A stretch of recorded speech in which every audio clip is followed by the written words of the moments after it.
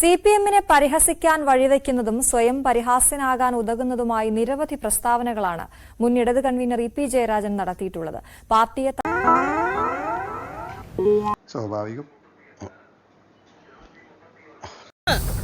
അല്ല, ഞാൻ ആവേശത്തിന്റെ പുറത്ത് ആവേശം കൊള്ളാൻ ഇവനായിരുന്നു സുരേഷ് ഗോപിയോ? പാർട്ടിയെ തകർക്കാൻ അമേരിക്കൻ സർവകലാശാലകളിൽ നിന്ന് പ്രത്യേക പരിശീലനം നൽകി ഇന്ത്യയിലേക്ക് ആളെ അയക്കുന്നതായുള്ള കേന്ദ്ര കമ്മിറ്റി അംഗത്തിന്റെ ഒടുവിലത്തെ കണ്ടുപിടുത്തവും രാഷ്ട്രീയ കേന്ദ്രങ്ങളിൽ ചിരി പടർത്തുകയാണ്. അറിയാം, അത്ര വലിയ ബന്ധങ്ങളിലേക്ക് പോണോ ശിവൻകുട്ടി? റേഷൻ കട മറന്ന് മണ്ണെണ്ണ വാങ്ങണോ? കൊട്ടയിലും കൊള്ളില്ല, കോത്താനത്തും കൊള്ളാത്ത പരിപാടിയാ. എന്ത് തോന്നുന്നു? വളരെ വിജ്ഞാനപ്രദമായ ഒരു ചർച്ചയായി തോന്നി സാർ. അവിടെ പ്രത്യേക പരിശീലനം കൊടുത്ത് പോസ്റ്റ് മോഡേണൈസേഷൻ, പോസ്റ്റ് മോഡേൺ ഇതാണോടാ നീ കണ്ടുപിടിച്ച ആനക്കാര്യം? ഓഹോ, അതും ലീക്ക് ഔട്ട് ആയോ? എടാ മണ്ട, എന്തോ മനുഷ്യനെ ഭ്രാന്ത് പിടിപ്പിക്കാതെ താൻ പോകുന്നുണ്ടോ? സംഭവിച്ചുകൊണ്ടിരിക്കുന്നത് ഇവിടെ തകർക്കേണ്ടത് ഇടതുപക്ഷത്തെയാണ്, CPM-നെയാണ്. CPM തകർന്നാൽ പിന്നെ വേറെ നോക്കേണ്ടതില്ല വലതുപക്ഷ ശക്തികൾ.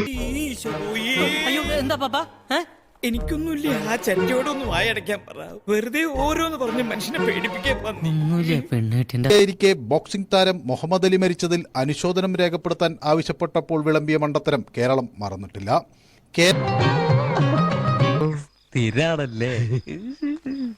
കേരളത്തിന്റെ കായിക ലോകത്തെ ലോകരാഷ്ട്രങ്ങളുടെ നിലവാരത്തിലേക്ക് ഉയർത്തിയ താരം സ്വർണ്ണ മെഡൽ നേടി കേരളത്തിന്റെ പ്രശസ്തി വാനോളം ഉയർത്തി മുഹമ്മദ് അലി എന്ന് പറഞ്ഞ് EP ട്രോളുകളിൽ ഇടം പിടിച്ചു.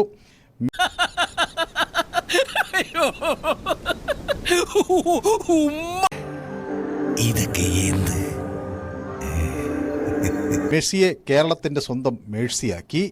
വിലക്കർ എന്റെ ഡാഡി കേന്ദ്ര സർക്കാരിനെതിരായ ഒരു പ്രതിഷേധ പരിപാടിക്കിടെ വന്ദേ ഭാരത് തീവണ്ടികളെ പുകഴ്ത്തി അന്നത്തെ LDF കൺവീനർ E.P. ജയരാജൻ. അതൊന്നും എനിക്കറിയാൻ മേല. ഞാൻ പറയാനുള്ളത് മുഖത്ത് നോക്കി പറയും, അതെന്റെ ചെറുപ്പം പോലെയുള്ള ശീലമാണ്. നല്ല വേഗതയും സൗകര്യവും വന്ദേ ഭാരതിനുണ്ടെന്ന് രാജ്ഭവന് മുന്നിൽ ഇടതുമുന്നണി ജനപ്രതിനിധികൾ നടത്തിയ സത്യാഗ്രഹം ഉദ്ഘാടനം ചെയ്ത് പ്രസ്താവിച്ചു. നിനക്ക് എങ്ങനെ സാധിക്കുന്നത്? എനിക്ക് ഒരൊത്തും പിടിയും കിട്ടുന്നില്ല നിന്റെ കാര്യം.